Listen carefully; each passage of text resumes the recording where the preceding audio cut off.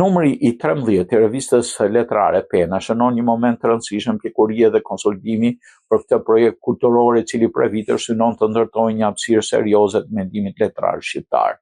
Revista e trajton krijimtarinë artistike jo si akt estetik izoluar, por si pjesë e një procesi të gjerë shoqëror, kulturor dhe historik, duke shndruar në një platformë reflektimi dialogu për letërsinë shqipe, veçanërisht në kontekstin e diasporës.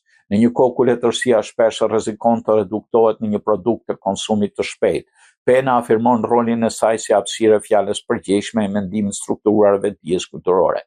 Diskursi kritik, poezia, proza, eseja, intervista dhe kronika kulturore bashkëtojnë në këtë numër, duke pozicionuar revistën si një pikë referimi për jetën letrare shqiptare jashtë dhe brenda kufive. Rubrika kritik hapet me shënimin e Ylka Filipit, e cila trajton shkrimin femëror si proces transformimi estetik dhe akt emancipimi diskursiv.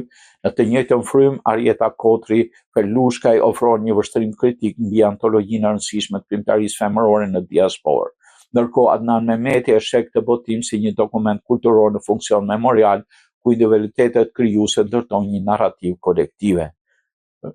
Mëtej në vlerësimin e tij Thanas Gjika për biografinë Fanoli Rebeli theksohet rëndësia e disiplinës kërkimore dhe objektivitetit shkencor dhe reflektimin filozofik të Palm Drecaj mbi ateun, lirinë dhe njeriun. Rubrika poezi përfaqëson një nga hapësirat më të ndjeshme të numrit, poezitë e Lulieta Leshanakut, Armenida Qyqja, Alma Jaku ndërtojnë një univers introspektiv dhe të përmbajtur ku fjala poetike shmang patosin dhe deklarivitetin. Duke u mbështetur në simbolika të rafinuar në tension kuptimor, poezia shfaqet si formë njohje e vetvetes, e kohës dhe identitetit. Në rubrikën e prozës, Ramonda Mojsiu sjell një rrëfim intim dhe emocional kur kujtesa personale dhe përjetimi njerëzor artikulohen përmes një gjuhe figurative.